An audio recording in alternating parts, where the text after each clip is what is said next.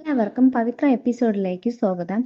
ഈ വീഡിയോ ഇഷ്ടപ്പെടുവാണെങ്കിൽ ഒന്ന് ലൈക്ക് ചെയ്തും സബ്സ്ക്രൈബ് ചെയ്തും ഒന്ന് സപ്പോർട്ട് ചെയ്യണേ. അങ്ങനെ എല്ലാവരും കൂടെ അടിച്ചു പൊളിച്ച് യാത്ര പോകുവാണേ. അങ്ങനെ ആ വണ്ടിയിൽ ഒരു അടിച്ചുപൊളി പാട്ടൊക്കെ വെക്കുന്നുണ്ട്. അപ്പോൾ വേദ ആദ്യം ഡാൻസ് കളിക്കുന്നുണ്ട്, പിന്നെ അച്ചമ്മ, നന്ദിനി എല്ലാവരുമായിട്ട് ഭയങ്കരമായിട്ട് ഡാൻസ് കളിക്കുവാണ്. അതിനുശേഷം വിക്രവും ഡാൻസ് കളിക്കുന്നതാണ് കാണിക്കുന്നത്. അങ്ങനെ വിക്രവും വേദയോട് കൂടെ ഡാൻസ് കളിക്കാൻ ഒരുങ്ങുന്നുണ്ട്. അപ്പോൾ അമ്പലത്തിൽ എത്തുന്നതിന് മുൻപായിട്ട് അവർ കുറച്ചു നേരം വിശ്രമിക്കുന്നുണ്ട്.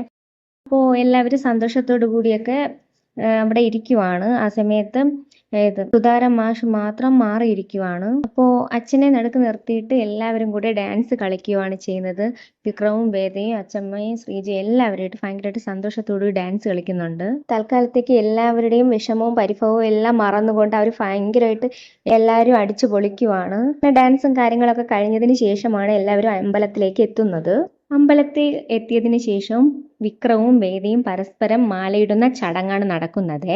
അങ്ങനെ പരസ്പരം രണ്ടുപേരും മാലയിടുന്നുണ്ട്. മാലയിടുന്ന സമയത്ത് വിക്രമാണെങ്കിൽ ഒരു ദേഷ്യത്തോടു കൂടെയാണ് വേദയെ നോക്കുന്നത്. പക്ഷെ വേദയ്ക്കാണെങ്കിലോ ഭയങ്കര സന്തോഷമാണ്. കാരണം അമ്പലത്തിൽ വെച്ചാണല്ലോ പരസ്പരം മാല മാറ്റുന്നത്. അതിനുശേഷം കുറച്ച് ചടങ്ങുകളെല്ലാം കഴിഞ്ഞിട്ട് രണ്ടുപേരും തറവാട്ട് വീട്ടിലേക്ക് പോകുന്നുണ്ട്. തറവാട്ട് വീട്ടിൽ പോകുമ്പോൾ ഒരു കാല് കഴുകൽ ചടങ്ങുണ്ട്. അതിൽ മുത്തശ്ശി നിർബന്ധിച്ചിട്ട് നന്ദിനിയെ കൊണ്ടാണ് അത് ചെയ്യിപ്പിക്കുന്നത്. വേദയുടെ കാല് കഴുകുന്നത് നന്ദിനിക്ക് ഒട്ടും തന്നെ ഇഷ്ടമില്ല. പക്ഷെ അച്ചമ്മയുടെ നിർദ്ദേശപ്രകാരം ആ ചടങ്ങ് ചെയ്തേ പറ്റൂ എന്ന് പറഞ്ഞുകൊണ്ടാണ് അത് ചെയ്യുന്നത്. നന്ദിനിക്ക് ആണെങ്കിൽ ഒട്ടും ഇഷ്ടപ്പെടുന്നില്ല. മുഖമെല്ലാം വലിച്ച് വീർത്ത് വെച്ചിട്ടാണ് കാലൊക്കെ കഴുകി കൊടുക്കുന്നത്. അതെല്ലാം കഴിഞ്ഞിട്ട് വലതുകാല് വെച്ച് വേദ അകത്തേക്ക് കയറുന്നുണ്ട്. വലതുകാല് വെച്ച് വേദ തറവാട്ട് വീട്ടിലേക്കാണ് കയറുന്നത്. വിക്രമിന്റെ ശരിക്കുള്ള ഒരു ഭാര്യയായിട്ട് വേദ ആയി കഴിഞ്ഞിരിക്കുന്നു. അതിനുശേഷം അച്ചമ്മ നിർബന്ധിച്ചിട്ട് അച്ഛനെ കൊണ്ടാണ് വേദയ്ക്കും വിക്രത്തിനും മധുരം കൊടുപ്പിക്കുന്നത്. പക്ഷെ വേദയ്ക്കാണെങ്കിൽ ഭയങ്കരമായിട്ട് സന്തോഷം തോന്നുന്നുണ്ട്. എന്ന് വെച്ചാൽ അച്ഛൻ മധുരം കൊടുക്കുന്നത് അച്ഛൻ എന്തായാലും അംഗീകരിച്ചു കഴിഞ്ഞു. അതിൻ്റെ ഒരു ഇതായിട്ടാണ് ഈ മധുരം കൊടുക്കുന്നത്. വേദയ്ക്ക് കൊടുക്കുമ്പോൾ വേദയ്ക്ക് ഭയങ്കരമായിട്ട് സന്തോഷം തോന്നുന്നുണ്ട്. അതോടെ തന്നെ വിക്രത്തിനും ഈ കാര്യം ഭയങ്കര സന്തോഷം തോന്നുന്നുണ്ട്. കാരണം എന്ന് വെച്ചാൽ സ്വന്തം അച്ഛൻ മധുരമാണ് കൊടുക്കുമ്പോൾ ഭയങ്കരമായിട്ട് സന്തോഷം തോന്നുന്നുണ്ട്. അച്ഛൻ മധുരം കൊടുക്കുന്ന സമയത്ത് അച്ഛനെ തന്നെ നോക്കിയിരിക്കുവാണ്. അത് കഴിഞ്ഞിട്ട് രണ്ടുപേരും ഭക്ഷണം കഴിക്കുന്ന സമയമാണ്. അച്ഛമ്മ പറഞ്ഞിട്ട് വിക്രവും അതനുസരിച്ച് വിക്രം വേദയ്ക്ക് ചോറ് വാരി കൊടുക്കുന്നുണ്ട്. പിന്നെ കാണിക്കുന്നതെന്ന് വെച്ചാൽ വിക്രത്തിന്റെയും വേദയുടെയും ഫസ്റ്റ് നൈറ്റ് ആണ്. അത് ഒരു തട്ടിൻപുറത്താണ്. അതിൻപുറത്താണ് നല്ല ഭംഗിയായിട്ട് റൂമൊക്കെ അലങ്കരിച്ചിരിക്കുന്നുണ്ട്. ഒരു ചെറിയ കട്ടിലൊക്കെയാണ്.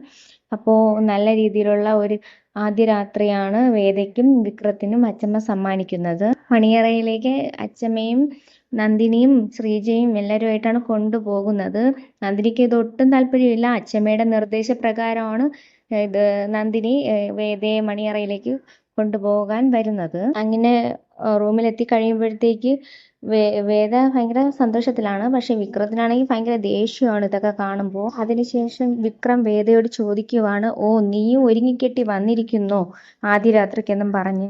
അങ്ങനെ വിക്രം ചോദിക്കുമ്പോഴത്തേക്ക് വേദ പറയുവാണ്, "അച്ചമ്മയുടെ നിർദ്ദേശപ്രകാരമാണ് ഞാൻ ഇവിടേക്ക് ഒരുങ്ങി വന്നത്. ഇനി അങ്ങനെ അനുസരിച്ചേ പറ്റൂ." അതിനുശേഷം കാണിക്കുന്നത് വേദയും വിക്രമും തമ്മിലുള്ള കുറച്ച് റൊമാൻറ്റിക് ആയിട്ടുള്ള കാര്യങ്ങളൊക്കെയാണ്. പക്ഷേ ഇതൊക്കെ അച്ചമ്മ ഓർക്കാനാണ് ചാൻസ് കൂടുതൽ.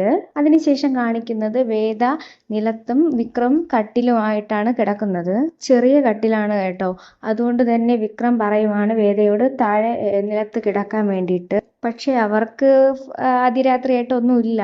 പക്ഷെ അച്ചമ്മ തെറ്റിദ്ധരിക്കുകയാണ് ചെയ്യുന്നത് അവരുടെ ആദ്യരാത്രി ഇന്നാണെന്നൊക്കെ അച്ചമ്മ വെറുതെ തെറ്റിദ്ധരിക്കുന്നുണ്ട്. ഇതൊക്കെയാണ് ഈ വീഡിയോയിൽ കാണിക്കുന്നത്.